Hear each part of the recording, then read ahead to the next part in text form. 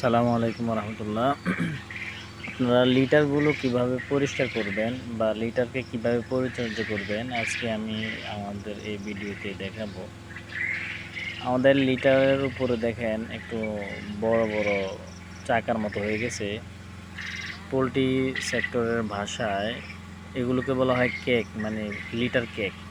এগুলোকে আমরা প্রথমে উপর থেকে উঠিয়ে নিব।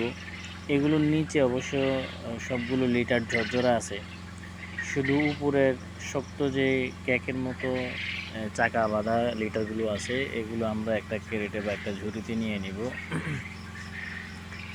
এই যে দেখেন আমাদের এই লিটারগুলোতে কীরকম চাকা চাকা হয়ে গেছে, বিশেষ করে পানির পাত্রের আশেপাশে আপনারা খেয়াল করবেন যে পানির পাত্রের আশেপাশে এরকম অনেক চাকা চাকা দেখা যায়, অথবা খাবার পাত্রের আশেপাশে, কারণ এই পাশগুলোতে পাখি অনেক ঘোরাঘুরি করে, আসা যাওয়া করে এবং মলত্যাগ করে, যার কারণে এই জায়গাগুলো বেশি চাক চাক বাঁধে এবং ময়লা হয়, স্যাঁতস্যাঁতে হয় অনেক ক্ষেত্রে।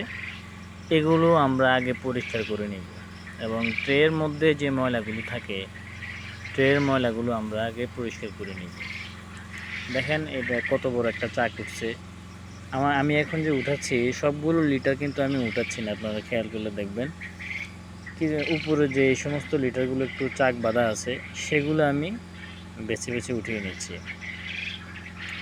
তাহলে হবে কি, আমাদের উপরে যে ময়লাগুলো জমাট বাঁধছে এর কারণে আমাদের পাখিগুলোর রক্ত আমাশা দেখা দিবে না।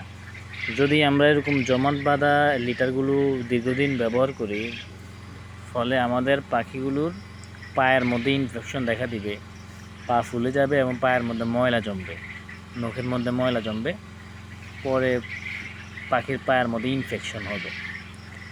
আর একটা কারণ হচ্ছে এখান থেকে কোকসিডিওসিসের যে সমস্যাগুলো সেই সমস্যাগুলো ধীরে ধীরে দেখা দিবে, বড় রোগ আকার ধারণ করবে, বড় আকৃতির ধারণ করবে। বিশেষ করে কোকসিডিওসিসের সমস্যা দেখা দেয় এই সমস্ত যদি চাক বাঁধা লিটারগুলো দীর্ঘদিন রাখা হয়, কোকসিডিওসিসের সমস্যা দেখা দেয়।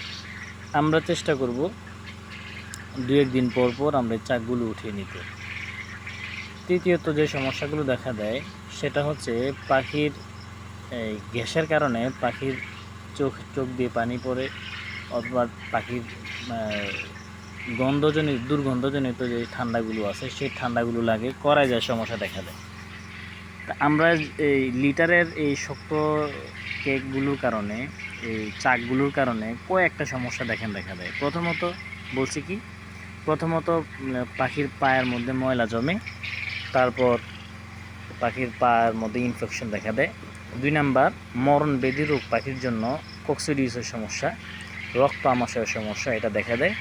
তৃতীয়ত, পাখির সবচেয়ে খারাপ রোগ ঠান্ডার রোগ। এই ঠান্ডার রোগটাও এই দুর্গন্ধযুক্ত লিটার থেকে দেখা দেয়। আমরা এই জন্য লিটারটাকে ভালো করে পরিষ্কার করব। এই দেখেন কত বড় একটা চাক উঠছে। এগুলো আলাদা করতে হয় না, মানে আলাদা করে বেলচা দিয়ে উঠাইতে হয় না, হাত দিয়ে টান দিলেই। এখানে আরেকটা বিষয় লক্ষ্য করে টান দিলেই আমরা থেকে 4টা লিটারের শক্ত লিটারগুলো ক্যারেটের মধ্যে, এগুলো আমরা প্রথমে উঠে এই লিটারগুলোকে আমরা পুনরায় আবার ব্যবহার করতে পারবো না। আস্তে আস্তে যদি আমরা ব্যবহার করতে হয় তাহলে আমাদেরকে প্রথমে ঝরঝরা লিটারটা শুকাতে হবে, সেটা আমরা একটু নাড়িয়ে, তারপর হচ্ছে এগুলোকে গুঁড়া করতে হবে। গুঁড়া করার পর জীবাণুনাশক স্প্রে করে আবার রোদ দিতে হবে, তারপর গন্ধ যাওয়ার জন্য